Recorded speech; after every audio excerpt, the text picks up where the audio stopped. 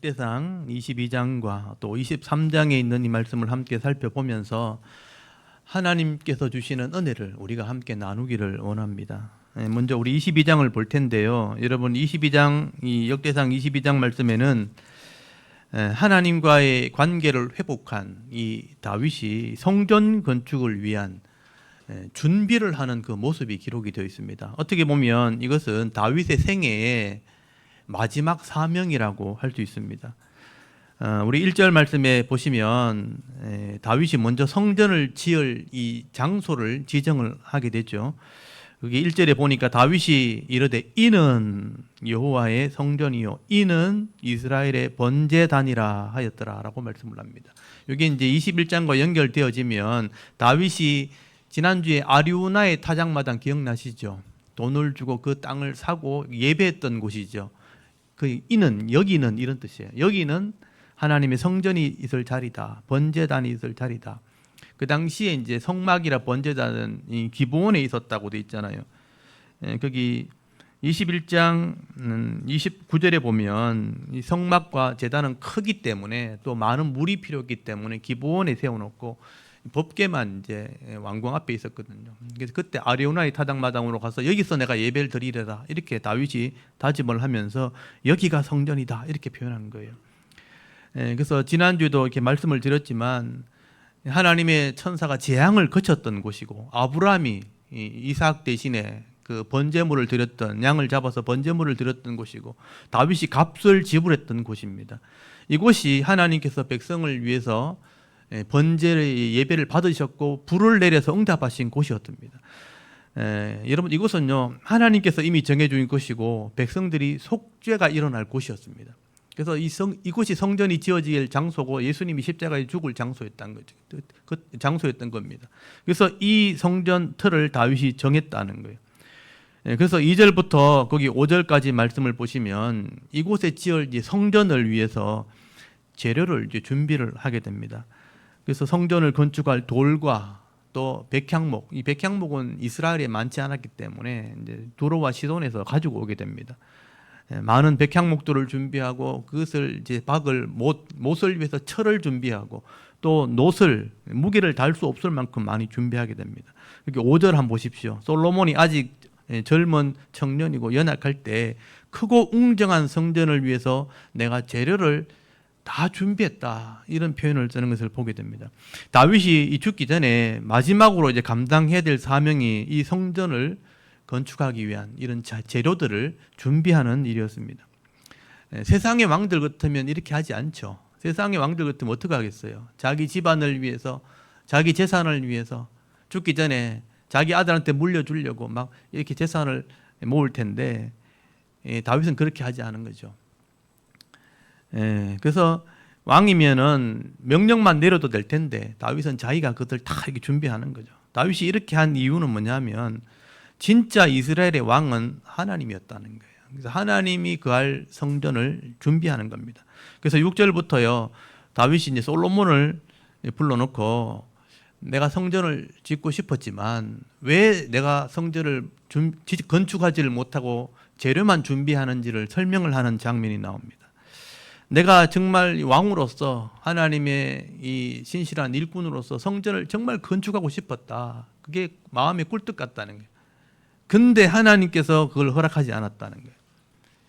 다윗은 전쟁을 통해서 많은 피를 흘렸기 때문에 이 거룩한 성전을 지을 자격이 되지 않는다. 그래서 성전을 건축하지 못하게 했다라고 말씀을 하게 되는 거예요. 거기 여러분 8절 말씀해 보시면 여호와의 말씀이 내게 임하여 이르시되 너는 피를 심히 많이 흘렸고 크게 전쟁하였느니라 이런 표현이 나오죠. 그러니까 성경에서 피는 생명을 상징하는 거예요.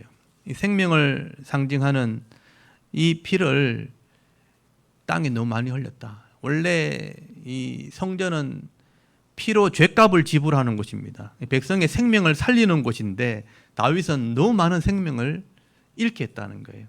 그래서 성전을 지을 자격이 안 된다.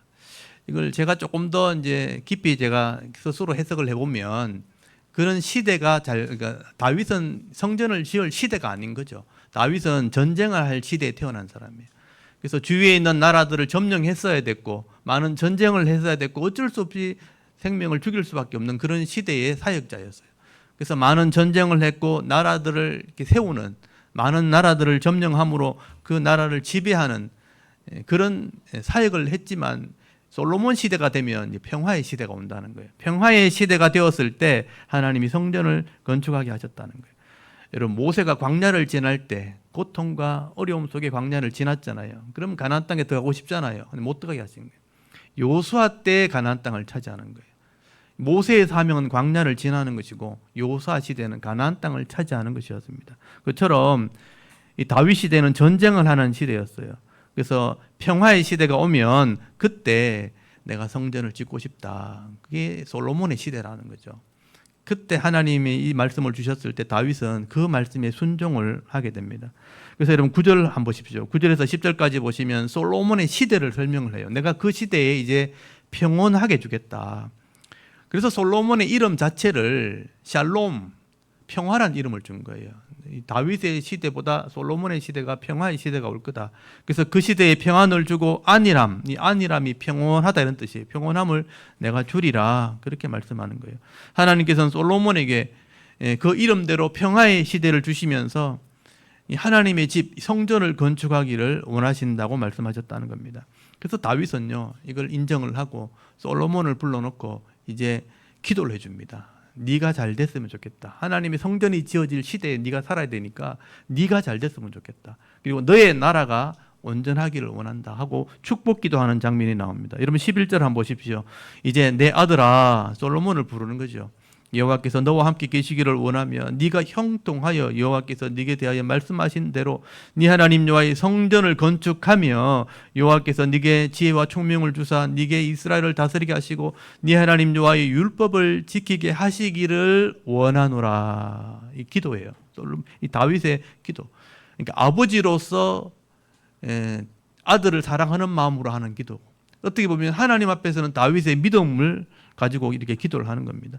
솔로몬이 하나님이 함께하는 그런 왕이 되기를 원한다. 그리고 네가 형통하게 되어 성전이 건축되기를 원한다. 그리고 네가 지혜와 총명으로 나라를 다스릴 때 여호와의 율법, 하나님 말씀으로 이 땅을 다스리는 자가 되기를 원한다. 근데 거기 12절 끝에 잘 보시면 네 하나님 여호와의 율법을 지키게 하시기를 더욱 원한다. 하나님이 너에게 지키게 했으면 좋겠다. 그런 마음을 담아서 기도를 하는 것을 보게 됩니다. 저는 이 기도를 보면서요, 어떻게 보면 이 기도는 우리 부모님들이 자녀들에게 해야 될 기도예요. 우리가 살았던 시대보다 삶은 더 좋아졌는데 마음은 더 강팍해진 시대가 앞으로 될 겁니다. 그러면 우리 자녀들이 믿음으로 잘 자라날 수 있도록 기도하셔야 돼요. 이 자녀들에게 주시는 분명히 사명이 있을 텐데 이 다윗은 내가 성전을 건축하고 싶었지만 성전 건축의 사명은 솔로몬에게 있는 거예요. 그러니까 솔로몬의 사명 잘 감당하기를 원한다. 그렇게 기도하는 거예요. 내 아들에게 분명히 주신, 내 딸들에게 주신 사명이 있을 텐데 이 하나님이 주신 사명을 잘 감당하도록 여러분 기도하셔야 돼요. 그리고 그것을 감당하기 위해서는 힘과 능력이 있어야 되니까 지혜와 총명을 주셔서 이 하나님 말씀을 순종하는 자가 되라고 그렇게 기도하셔야 돼요. 그러면 하나님이 지켜주시는 거죠. 하나님이 지켜주시고 하나님이 감당하게 하시는 것입니다. 그래서 이 다윗은요 솔로몬을 불러서 이렇게 부탁을 하는 겁니다. 여러분 13절 말씀을 보시면요 솔로몬에게 하는 다윗의 당부의 말씀 보세요. 그때에 13절에 보면 그때가 뭐냐면 이제 솔로몬이 왕이 되었을 때 네가 만일 여호와께서 모세를 통하여 이스라엘에게 명령하신 모든 규례와 법도, 여기 동그라미 좀 주세요. 모든 규례와 법들을 삼가 행하면 형통하리니 강하고 담대하여 두려워하지 말고 놀라지 말지어다. 이렇게 말씀을 합니다. 이건 다윗이 경험했던 은혜를 가지고 지금 권면을 하고 있는 거예요. 네가 왕이 되었을 때 하나님께서 주신 이 사명을 감당하기 위해서는 모세를 통해서 주신 이 모든 규례와 법도, 여러분 이게 뭔지 아시겠죠? 레위기 말씀이에요. 레위기의 말씀을 이해하고 이 말씀대로 정책을 펴라는 거예요. 그러면 이 말씀에 기록된 복이 임하게 되니까 하나님이 너의 나라를 지켜줄 거다. 하나님께서는 언약하신 대로 이 언약의 말씀대로 복을 주세요. 그냥 복을 주는 게 아닙니다. 여러분 우리가 정성을 쏜다고 복이 임하는 게 아니에요. 말씀대로 행해야 복이 있는 거예요. 또 잘못하면 말씀대로 벌을 받아요. 말씀대로 재앙이 임하도록 되어 있는 겁니다. 그래서 이 율법을 행하는 자들에게 이 복을 주시고 지켜주시는 은혜가 있는 거예요. 그래서 이 다윗이요 솔로몬에게 율법을 삼가 행하라, 신중하게 깊이 살피면서 행해라. 그러면 하나님께서 반드시 너를 형통하게 할 거다. 이 형통하게 한다는 것은 어려움이 안 생긴다는 뜻이 아니에요. 어려움이 있는데 어려움보다 더 큰 믿음을 주셔가지고 이기게 하는 거예요. 분명히 이 땅에 어려움이 있거든요. 고통이 있고, 고통의 세상이니까, 죄악의 세상이니까. 근데 형통케 한다는 것은 그 어려움들을 평탄케 하는 거예요. 이기면서 살아가게 한다는 거예요. 그러니까 이 평화의 복이 임하게 되는 것입니다. 그래서 이걸 하기 위해서는 거기 오늘 말씀에도 나오잖아요. 강하고 담대하라 이런 표현 나오죠. 이 말씀대로 행하기 위해서는 내가 강해야 되고 담대해야 되고 두려워하지 말아야 되고 놀라지 말아야 된다. 말씀대로 사는 게 쉽지 않아요, 여러분. 저는 말씀을 이렇게 깊이 묵상하고 깨닫고 하다 보니까 내 본성이 있고 죄악의 본성이 있는데 이걸 말씀으로 이겨내려고 하니까 내가 강하지 않으면 절대로 할 수 없는 거예요. 강해야 돼요. 담대해야 되고 그 말씀대로 살다가 도리어 이제 더 부끄러움을 당하기도 하고 어려움을 당할 수도 있어요. 그래서 그걸 이제 이겨내야 되는 거죠. 그때 놀라지 말아야 되는 거예요. 말씀대로 살았는데 더 큰 어려움이 생길 수 있어요. 그때 두려워하지 말아야 되는 거예요. 그걸 넘어서야지만 말씀 뒤에 있는 복을 누리게 되는 거예요. 다윗이 보니까 걱정이 되죠. 어린 솔로몬이 이제 왕이 되려고 하니까 하나님 말씀대로 해야 된다. 그래놓고 강하고 담대해야 된다. 이렇게 하는 거예요. 강하고 담대해야 된다. 여러분 다윗은요 자신이 이 말씀대로 행할 때 하나님이 보호해 주시고 하나님이 은혜 베풀었던 것을 너무나 많은 체험을 했던 사람이에요. 그래서 이런 권면을 하게 되는 겁니다. 그리고 이제 14절부터 16절까지는요 이제 성전 건축을 위해서 미리 준비를 재료를 준비해. 이게 정말 대단한 거죠. 14절에 보면 거기 금과 은을 준비했는데 금이 양이 달란트가 얼마예요? 10만 달란트예요. 그리고 은이 100만 달란트. 여러분 감각이 이게 감이 안 오죠. 얼마인지. 모르면요. 여러분 챗GPT한테 물어보면 돼요. 다윗 시대 금 10만 달란트가 얼마야? 이래 물어보면 내가 물어봤어요. 얼마인 줄 아세요? 500조. 우리나라 1년 예산이 600조예요. 500조. 그리고 은 100만 달란트는 50조. 그러니까 550조예요. 거의 600조에 가까운 돈이에요. 우리 오늘날의 돈으로 환산하게 되면 엄청난 것을 준비했다는 뜻이에요. 그래서 이제 이 다윗이 물론 뭐 돈이 많았다는 이런 개념도 있지만 사실은 성경을 자세히 보시면요. 거기 22장 14절 한번 잘 보세요. 내가 뭐 하는 중이라고 돼 있죠. 이게 중요한 거예요. 내가 환난 중에 여호와의 성전을 위하여 금과 은과 놋을 준비했다. 철을 준비했다. 이 환난 중에란 말이 무슨 말이냐? 원어에 보면요. 고통 가운데 또 어려운 가운데 가난한 가운데 이런 뜻이에요. 그러니까 넉넉해서 준비한 게 아니란 뜻이에요. 어려움 중에도 내가 아껴가지고 가난한 중에도 내가 준비해가지고 이렇게 금 10만 달란트, 은 100만 달란트 또 놋과 철을 이렇게 넉넉하게 준비했다. 이렇게 하는 것은 이 말은 이 숫자의 개념보다는 최선을 다했다. 이런 개념이에요. 다윗이 최선을 다해서 성전 건축을 내가 준비했다라고 말하는 거예요. 그리고 이제 17절 한번 보세요. 17절 보면 이 지도자들, 이 다윗, 솔로몬을 도와야 될 이 방백들, 지도자들을 다 불러 모아요. 그리고 너희들은 솔로몬을 도우라 이렇게 말해요. 왜 솔로몬을 도와야 되냐면 솔로몬이 하나님 말씀대로 순종해야 이 성전을 건축하게 되기 때문에. 그래 그렇게 성전이 건축되어야 결국 이 땅이 이 나라가 복을 받기 때문에. 그래서 이제 이 지도자들의 도움이 필요한 거예요. 그래서 이 백성들이 이제 다윗 이 하나님을 순종했던 것처럼 다윗처럼 솔로몬이 이 하나님 말씀을 순종할 수 있도록 네가 도와야 된다. 그런 표현을 한 거죠. 그래서 이 지도자들에게 하나님을 섬기라고. 거기 19절 한번 보세요. 이제 너희는 마음과 뜻을 바쳐서 너희 하나님 여호와를 구하라. 이 하나님을 구하라는 게 뭐냐면 하나님을 섬기라는 거예요. 그래서 이 백성의 지도자들이 하나님을 구하고 하나님을 섬기게 될 때 하나님이 복을 주시는 그런 나라가 되어지는 것입니다. 그래서 여러분 이 나라도 마찬가지, 우리가 사는 이 대한민국도 마찬가지예요. 이 나라를 책임질 수 있는 사람들이 하나님을 섬겨야 되는 거예요. 그래야 공의대로 생명을 소중히 여기는 그런 정책을 펴게 되는 겁니다. 그렇게 하지 않으면 인간은 누구나 다 자기 욕심을 내게 돼 있어요. 여러분 권력을 가져보면 알아요. 다 욕심이 생겨요. 마음대로 할 수 있다는 이 권력이 생길 때 자기 일을 먼저 이제 생각하는 거죠. 자기 가족. 그래서 이제 친인척 무슨 비리 이런 거 많이 들어보셨죠? 왜 그렇게 되겠어요?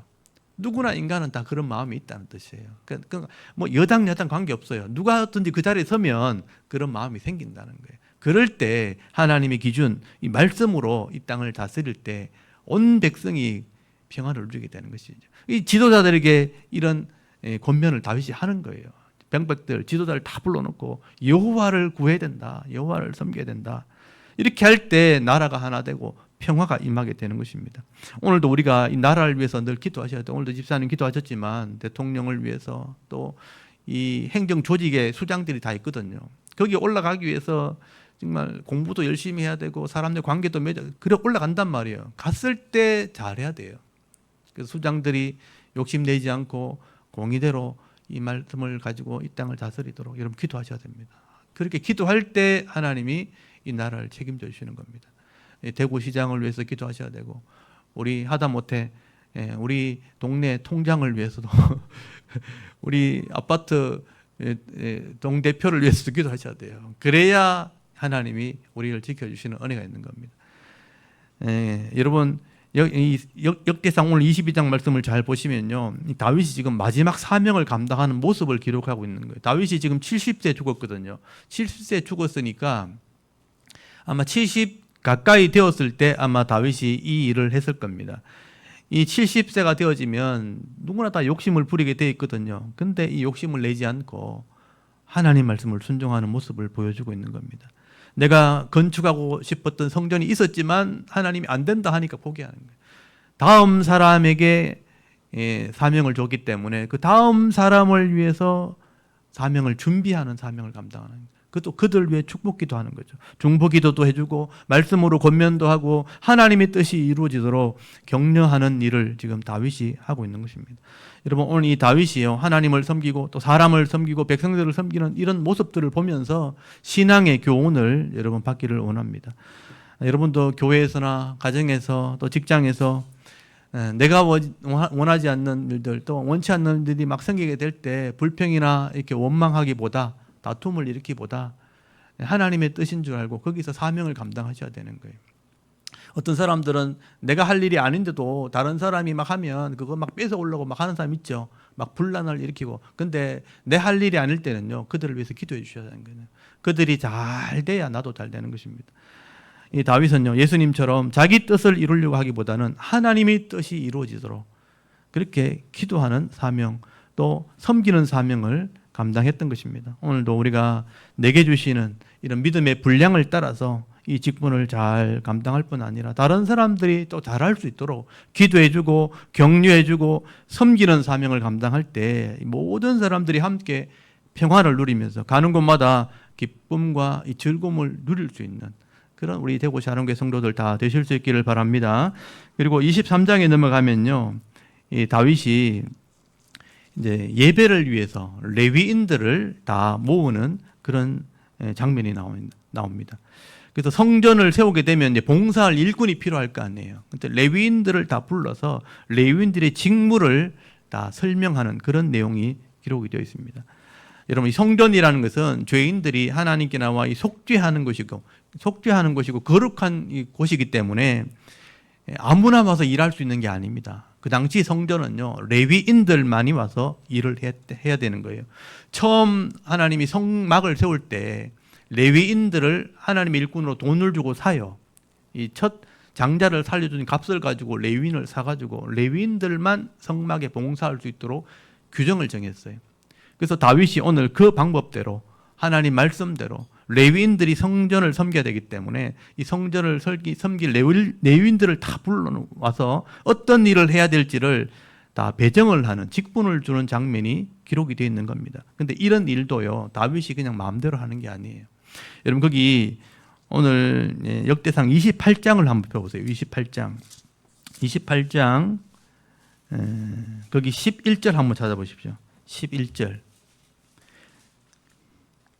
거기 보면 다윗이 성전을 지을 때도 그냥 지은 게 아니고 설계도를 하나님께 받았다는 말씀이 기록이 되어 있어요. 우리 11절 12절 한번 읽어볼까요? 시작. 다윗이 성전의 복도와 그 집들과 그 곳간과 다락과 골방과 속죄소의 설계도를 그의 아들 솔로몬에게 주고 또 그가 영감으로 받은 모든 것 곧 여호와의 성전의 뜰과 사면의 모든 방과 하나님의 성전 곳간과 성불 곳간의 설계도를 주고 아멘. 여기 보면 영감으로 받은 모든 것이란 표현 나오죠. 이런 설계도를 하나님께 다 받은 거예요. 영감으로 받았다. 그리고 이 설명이 계속 나오다가 19절까지 가게 되는데요. 거기 19절 한번 보세요. 19절 보면 다윗이 이르되 여호와의 손이 내게 임하여 이 모든 일의 설계를 그려 나에게 알려주셨느니라 라고 돼 있죠. 다윗이 그냥 한 게 아니에요. 성전의 설계도까지 하나님께서 이미 내게 다 알려주셨다. 그래서 제가 그림을 또 몇 개 준비했는데 이런 성전의 설계도 이건 제가 설명 안 드렸죠. 이건 제가 설명을 좀 드릴게요. 이거는 뭐냐면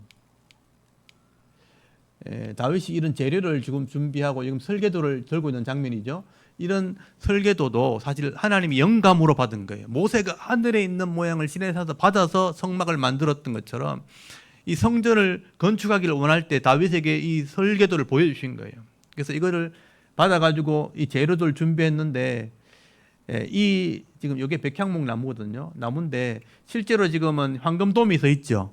이 지금 현재 모습이죠. 이거를 만약에 솔로몬의 성전이 서 있는 모습으로 바꾸면 이런 모습이 돼요.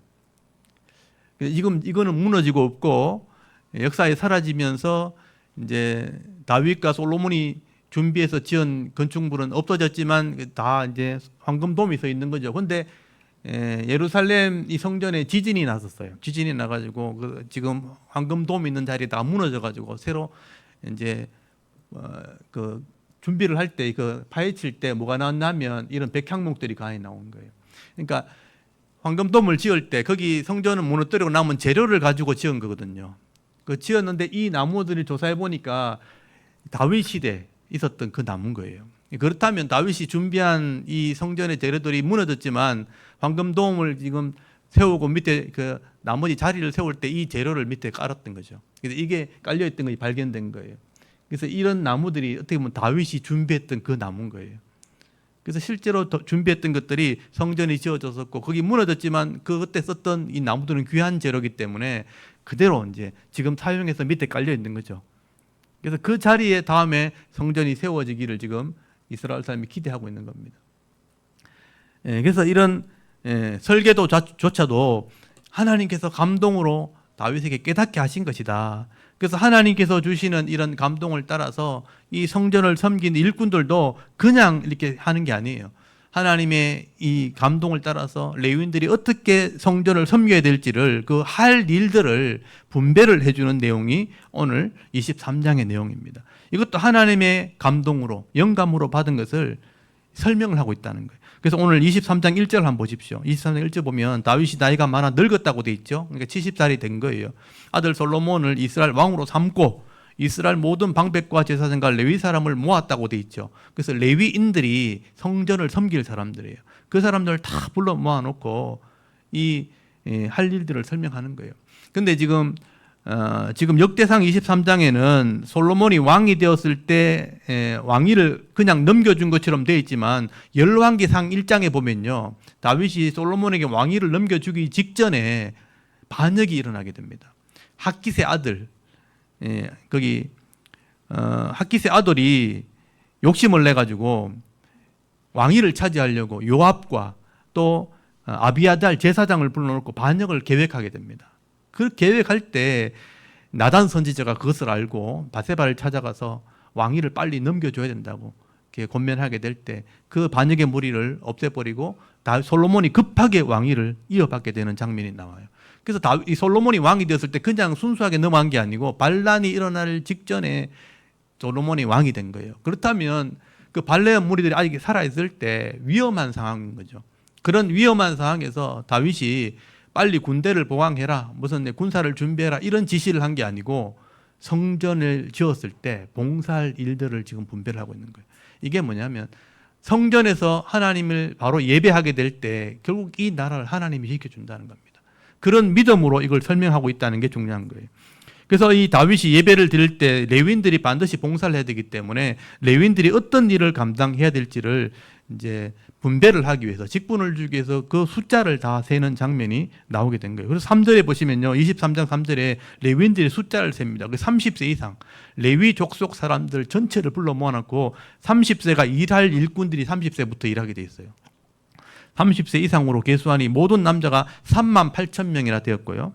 그 중에 2만 4천 명이 성전의 일을 돕게 되고, 그 다음에 6천 명이 관원과 재판관, 이 관원은 이제 서기관, 글을 쓰고 정리하고 하는, 그리고 재판관, 말씀대로 법을 가지고 심판하는 그런 일을 하는 레위인들이 6천 명이었어요. 또 4천 명은 문지기, 그러니까 성전을 지켜야 되게, 외인이 들어오면 안 되기 때문에 성전을 지키는 문지기가 4천 명이 있었고, 그 다음에 찬송과 예배를 담당하는, 악기를 제조하는 일을 한 사람이 4천 명이 있었습니다. 그래서 여기 그림에 보면 나오죠.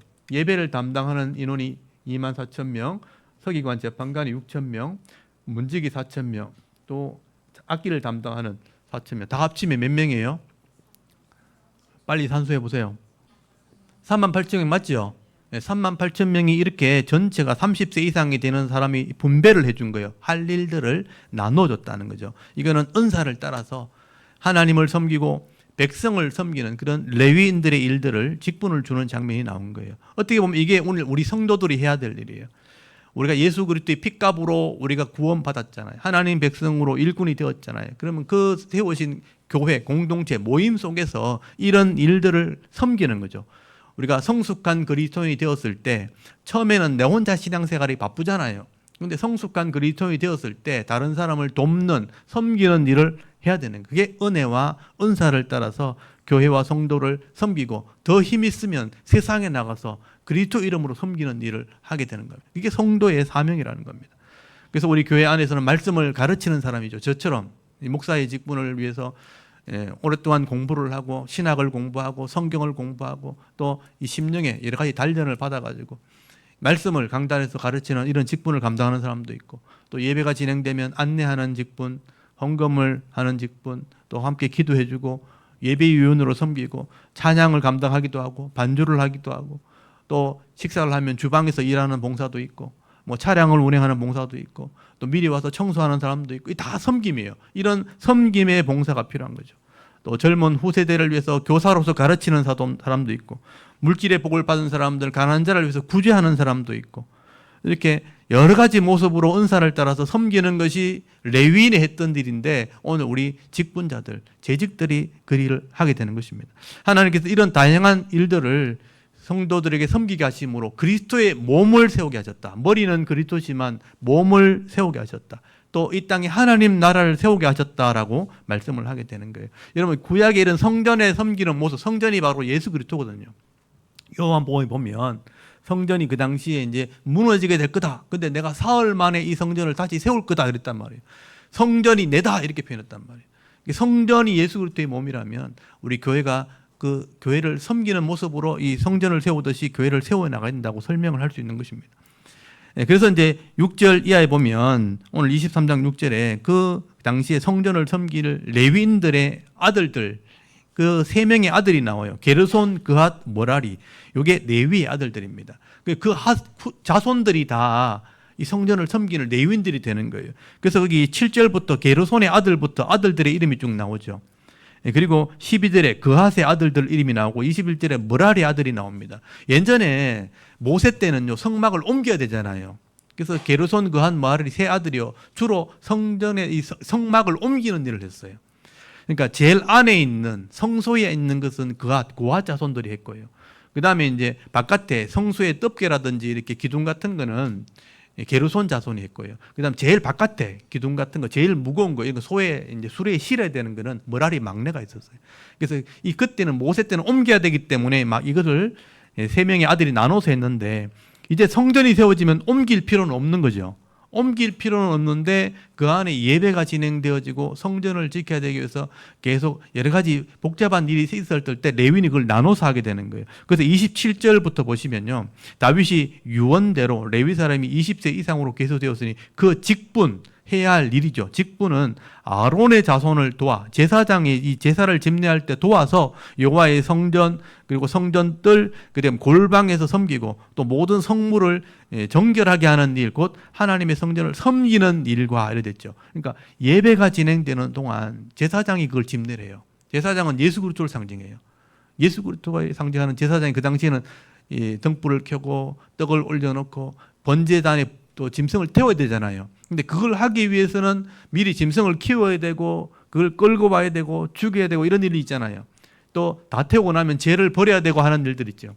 떡을 하려면 곡식을 재배해야 되고 그걸 가루를 만들어가서 반죽을 해서 떡을 구워야 되고 하는 일 있죠. 이건 다 레위인들이 하는 거예요.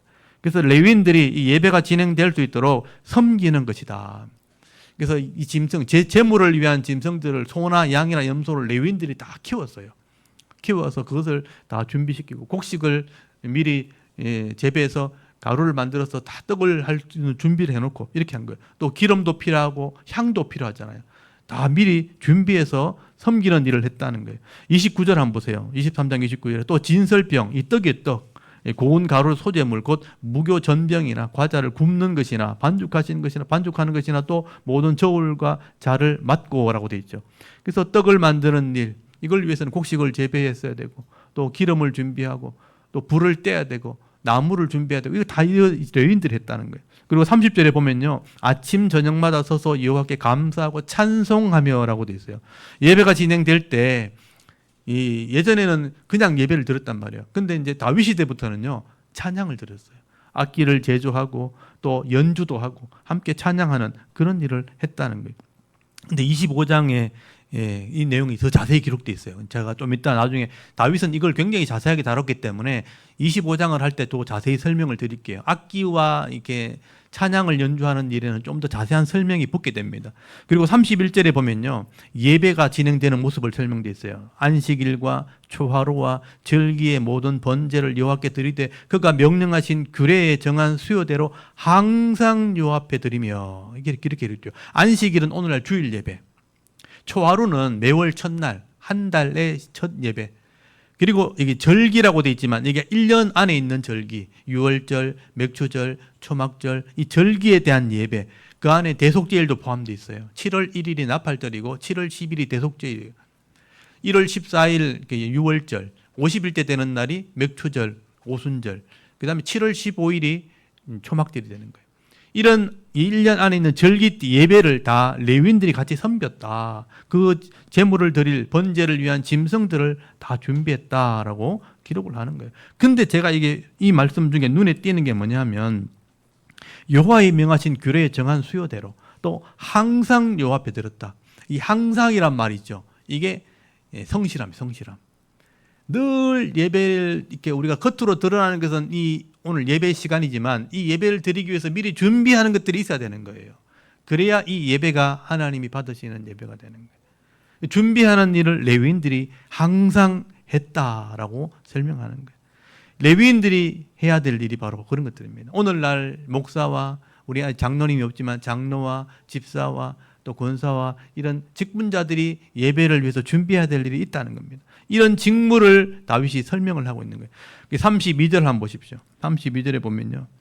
또 회막의 직무, 성소의 직무와 그들의 형제 아론 자손의 직무를 지켜 여호와의 성전에서 수종드는 것이더라. 이게 레위인이 해야 돼요. 회막의 직무, 바깥에 회막이면 번제단이 있고 물두멍이 있고 짐승을 잡아야 되고 막 이런 거예요. 그리고 성소의 직무는 그 등불을 켜고 떡을 넣고 향을 피우고 하는 그 성소 안의 직무예요. 그 아론의 직무는 이 예배를 집례하는, 진행하는 모든 직무를 얘기하는 거예요. 이 성전에서 모든 것을 수종든다는 말이 신약으로 번역하면 봉사했다 이런 뜻이에요. 성전에 하는 일들을 봉사하는 것이 레위인들이 해야 될 일이다. 레위인들은요. 성전에서 하는 모든 일들, 제사를 돕는 일, 찬양하는 일, 성전을 지키는 문지기 같은 일, 모든 섬기는 것을 레위인들이 감당을 했었다라고 설명을 하는 겁니다. 이 레위인들이 예배를 섬기고 성전을 섬기게 될 때요, 성도들이 와서 속죄를 받고요, 거기서 죄사함 받기 때문에 이 구약 시대는요, 성도들이 거룩해져서 복을 받게 되는 그런 은혜가 있게 되어지는 것입니다. 레위인들의 섬김이 있어야지만 성도들, 백성들이 복을 받게 되는 거예요. 그런데 이게 오늘날 이 일을 우리 직분자들이 해야 되는 거예요. 오늘 교회에 세워지고 교회의 직분자들이 이 일을 하나하나 해나가야 되는 겁니다. 그래서 신약에 보면요, 교회론이 있어요. 교회론. 교회가 어떻게 해야 되는가? 신약의 교회론이 기록된 성경이 에베소서입니다. 에베소서와 골로새서 두 가지 성경이에요. 그게 교회론이에요. 교회론. 교회는 이렇게 하는 거다, 이렇게 세우는 거다라고 기록되어 있는데, 여러분 골로새서 이제 에베소서를 먼저 한번 보고 에베소서 4장 7절 한번 찾아보세요. 저는 이제 구약 성경을 보면서 신약에는 이렇게 교회를 섬겼구나 하는 것을 이제 해석을 하게 되고 생각을 하게 됩니다. 에베소서 4장 7절에 보시면 레위인들이 해야 될 그럴 일들을 우리 성도들이 어떻게 해야 되는가 설명을 하게 돼요. 여러분 4장 7절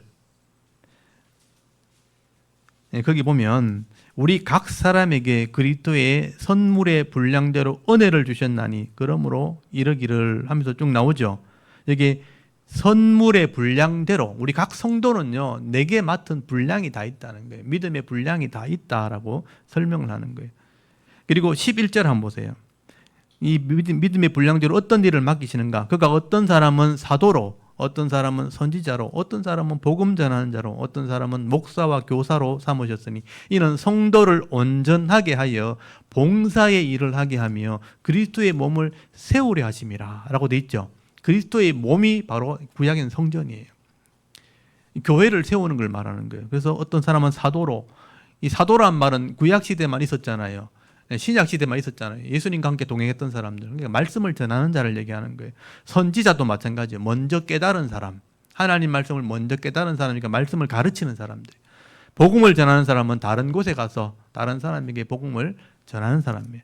그리고 교회 안에 목사와 교사는 교회 안에 성도를 가르치는 사람들이에요. 성도를 온전케 하는 일을 하는 것이다. 이를 봉사하는 일을 얘기하는 거예요. 그리고 거기 4장 13절부터 거기 15절까지 한번 보세요. 우리 이런 직분자들이 섬기게 될 게 어떻게 섬기게 되어질 때 어떤 일이 일어나는가? 우리 13절부터 15절까지는 같이 한번 읽어볼까요? 13절부터 15절까지를 한번 읽어봅시다. 시작. 우리가 다 하나님의 아들을 믿는 것과 아는 일에 하나가 되어 온전한 사람을 이루어 그리스도의 장성한 분량이 충만한 데까지 이르리니 이는 우리가 이제부터 어린 아이가 되지 아니하여 사람의 속임수와 간사한 유혹에 빠져 온갖 교훈의 풍조에 밀려 요동하지 않게 하려 함이라. 오직 사랑 안에서 참된 것을 하여 범사에 그에게까지 자랄지라. 그는 머리니 곧 그리스도라. 아멘. 이 말씀을 여러분 잘 이제 읽어보시고 생각해 보십시오. 우리가 직분자가 말씀을 가르치고 또 말씀대로 순종하는 이 섬김으로 섬기게 되어지면 하나님의 아들을 믿는 것과 아는 일에 하나가 된다는 거예요. 믿는 것과 아는 일에 하나가 되어 온전한 사람이 된다, 이런 뜻이에요. 온전한 사람이 그리스도의 장성한 분량까지 자라게 된다. 이게 인격을 얘기하는 거예요. 우리가 인격이 참 모났잖아요. 아무리 우리가 바르게 산다 하지만 각 가정마다 다 상황이 다르고 어려운 사람도 있고 힘든 사람도 있고 뭐 강팍한 사람도 있고 뭐 성격이 급한 사람도 있고 늘 다 다르죠. 근데 그게 온전한 성숙함으로 다 자라게 되어 있다는 거예요. 말씀으로 배우고 아는 것과 믿는 것에 하나가 되어지면 성숙함으로 나가게 돼요. 그렇게 되면 우리가 어린아이가 되지 아니하여 사람의 속임수, 세상 사람들이잖아요. 우리 속이려고 하고 간사한 유혹, 이런 교훈의 풍조에 밀려 요동하지 않는 그런 성품을 가지게 돼요. 성도가 제대로 섬기고 서로가 하나 되어 믿음으로 성숙하게 되어지면 세상에 나갔을 때 속지 않는다는 거예요. 간사함 유혹에 빠져 온갖 교훈의 풍조에 밀려 요동치 않게 하려 함이라. 바른 신앙 가지면요 절대로 세상의 유혹에 당하지 않습니다. 그렇게 되려면 교회 안에서 이런 성숙한 성도의 섬김을 통해서 바른 믿음으로 우리가 자라나야 되는데 어디까지 자라야 되느냐? 그리스도의 장성한 분량까지 자랄 수 있다라고 말하는 거예요. 저는 그래서 이 말씀을 제가 믿어요. 우리가 내가 옛날 뭐 습관, 안 좋은 고집 이런 게 있지만 말씀을 잘 섬기면 깨달아지는 거예요. 아, 이게 잘못된 거구나. 안 되는구나. 스스로 고쳐야 돼요. 이건 누가 고쳐줄 수 있는 게 아니에요. 그러면 내가 그리스도의 성품을 가지게 돼요. 그게 되니까 불신자들이 보니까 성도들이 대단한 거예요. 저 사람은 정말 희한하다. 저게 어떻게 저렇게 살지? 옛날에 안 저랬는데 이런 말을 들어야 되는 거예요. 이게 그리스도의 장성한 분량이에요. 저는 그렇게 돼야 된다고 생각하는 사람이에요. 성경에 기록되어 있기 때문에 이게 어려운 게 아니에요. 여러분 마태복음 11장 28절에 돼 있잖아요. 너희가 온유한 마음으로 내게 와서 배우라. 내 멍에는 무거운 게 아니고 쉬운 것이라고 돼 있죠. 저는 이 말씀을 깨달으면서요, 이 전체를 읽고 제가 묵상하면서 이게 어려운 게 아니다는 걸 제가 알게 됐어요. 누구나 제가 원하기만 하면, 할 수만 있다면 할 수 있는 것이다. 그리스도의 장성한 분량까지 자라나야 되는구나. 또 온전한 사람이 되어야 되는구나. 그렇게 완전히 변화되지 않겠지만 되려고 하는 사람이 되어야 되는 것이죠. 그렇게 할 때 우리가 세상에서 적어도 속임수에 당하지 않고 간사한 유혹에 넘어가지 않는, 세상에 밀려 요동하지 않는 그런 사람이 되어지는 것이다 라고 말씀하게 되는 것입니다. 여러분, 레위인들이 그렇게 교회를 그 당시에 성전을 세웠던 것처럼 오늘 우리 직분자들이 목사와 장로와 권사와 이런 직분자들, 집사와 직분자들이 그 일을 하셔야 돼요. 장성한 분량까지 자라나야 돼요. 그 일을 하게 될 때 우리가 성숙한 그리스도인으로 이 땅을 살아가게 되는 것입니다. 우리 대구 자원교회가 그렇게 자라날 수 있기를 저는 바라요. 우리 성도들 포기하지 마시고요. 그런 신앙을 가지시길 바랍니다. 그거 하려고 우리 교회 오는 거예요. 내가 개인적으로 그냥 잘 되려고 교회에 오는 게 아니에요. 그거는 잠깐 동안 다 날아갈 수도 있어요. 그런데 성품을 바르게 잡으면요, 하나님이 내가 죽을 때까지 지켜준단 말이에요. 그 은혜가 우리가 누려야 될 은혜라는 거죠. 결국 교회에서요, 성도들이 서로 섬김으로 예수 그리스도의 장성한 이 분량까지 내 성품이 자라나는 것, 성숙한 그리스도인이 되기 위해서 우리가 서로 은사로 같이 섬겨줘야 되는 거예요. 같이 섬겨주고 같이 기도해주고 축복해주고 그렇게 가야 되는 거죠. 여러분, 가르치는 자는 열심히 가르치고, 봉사할 사람들은 열심히 봉사하고, 복음을 전하는 자는 열심히 봉사하고, 구제할 사람은 열심히 구제하고, 내게 주신 것 가지고 믿음의 분량을 따라서 함께 섬겨나갈 때 이 땅에 하나님의 나라가 세워지게 되는 것입니다. 그래서 여러분, 그 안에 이 성도의 가정과 기업의 복이 임하게 되는 거예요. 이런 믿음으로 순종할 때 여러분의 가정이 더 큰 은혜가 임하게 되는 것입니다. 여러분, 구약에서 이렇게 레위인들이 성전을 섬겼던 것처럼 우리 신약의 성도들이 교회를 섬기는 겁니다. 그러면 오늘 저와 여러분이 이 레위인들이 무엇을 했는지를 우리 깊이 묵상하시면서 내게 주시는 은혜가 뭘까? 내게 주시는 은사가 뭘까? 우리 몸된 교회를 잘 섬겨나갈 때 하나님 주시는 은혜와 복을 받아 누릴 수 있기를 바랍니다. 오늘도 우리가 하나님 백성이 되었다면 하나님을 알고 그리스도를 아는 일에 하나가 되어서 내게 주시는 이런 은혜와 은사를 따라 교회와 성도를 잘 섬겨나갈 때 피차가 서로 복을 받아 누리면서 남은 생애 동안 은혜의 삶, 축복의 삶, 정말 기쁨이 있는 그런 삶을 살아갈 수 있는 저와 여러분의 영적인 삶의 모습이 되실 수 있기를 주의 이름으로 축원합니다. 아멘. 우리 잠깐 기도드리겠습니다. 하나님, 오늘도 하나님 편하고 우리가 예배하면서 이 역대상에 기록된 이 다윗의 마지막 사명과